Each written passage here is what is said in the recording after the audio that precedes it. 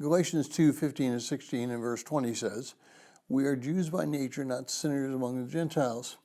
Nevertheless, knowing that a man is not justified by the works of the law, but through faith in Christ, even we have believed in Jesus Christ, so that we may be justified by faith in Christ, and not by the works of the law.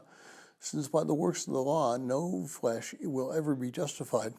I have been crucified with Christ, and it is no longer I who live, but Christ who lives in me. And the life which I now live in the flesh, I live in faith to the Son of God, who loved me and gave himself for me."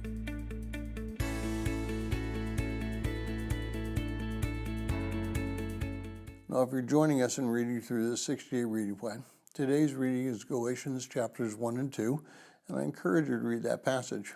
Now, a little over a year ago, Hank Hanegraaff announced that he and his family were going to start worshiping at an Orthodox church.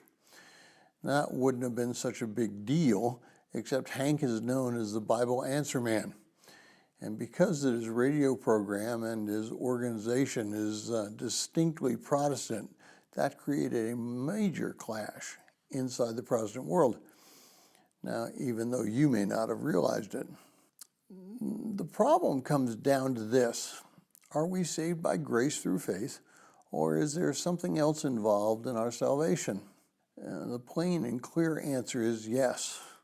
We are saved by grace alone and faith alone.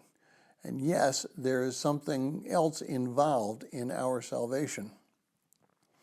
Ephesians 2:8 through 10 tells us that we're saved by grace through faith. And then it tells us that we have work to do. God has set aside things for us to do to help us grow in Him. The problem is that when we define the word salvation, we may define it in regard to our eternal salvation rather than to our daily salvation. There is no doubt that we're saved by grace through faith. And there is no doubt that James clearly teaches that his salvation, faith, without works is dead. It's absolutely useless. So there really is no war between faith and works. The only problem is, the only war is between those two words in our head. Now, when Martin Luther posted his 95 Theses, and others such as Zwingli and Calvin also took up the cause, they were rebelling against a religion that was not based on faith, but it was based on works, and predominantly works that cost money. They recognized the need for a relationship with Christ, but they also recognized the need for growth in Christ by doing the things that God had laid out for us to do, i.e. works.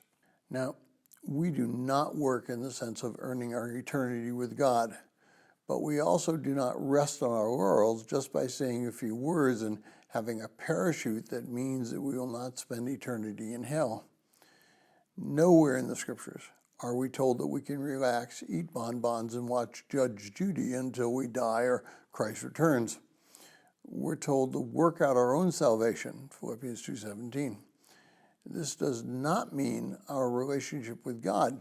It means our growth in Christ, our salvation experience while we are here on the earth. Now, we are to live in Christ, and that takes work, frankly. It has nothing to do with our eternal relationship, but it has everything to do with how we grow in Christ. Both are a salvation experience, but with different shades of meanings for the same word.